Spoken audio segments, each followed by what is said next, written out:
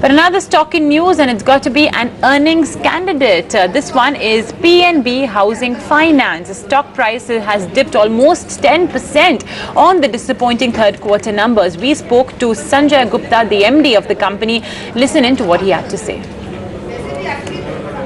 Okay, so the NII compression has happened because of three reasons. One is that we were expecting the capital raise to have happened in somewhere mid quarter 3, which is now slated for quarter 4.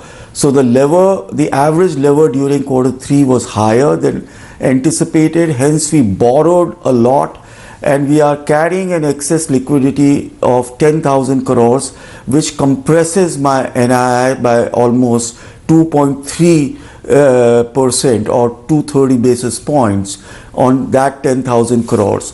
Then what happened was that we did a lot of securitization, which has an impact on the NII because we were a little cautious on the number of times we were levered.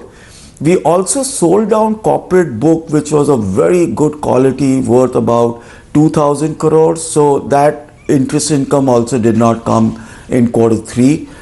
Plus, what happened is because of the fear of high lever and the capital raise getting shifted to quarter 4, we slowed down on our disbursements, both in retail and on the corporate side. Obviously, as a strategy, we are going slow.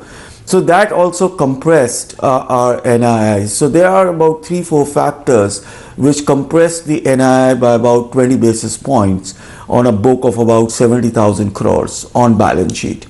But having said so, the situation has improved a lot from what it was on an average in quarter 3, and we are back in the game in quarter 4, and I think the NIIs will get restored in quarter 4. See, quarter 3 is always a period when the NPAs spike both in retail and corporate, because the SARFAESI action generally takes wing to wing 6 months period, and the SARFAESI actions for a financial year start by May, June, when we are able to identify the recalcitrant customers. So on the retail side, every year it goes up by about 20-22 bips. This year too it has happened, but we are very sure on the retail side we will see heavy percentage of resolutions in quarter 4. So I'm very confident on the retail side that we will get back our sterling quality of portfolio back in action.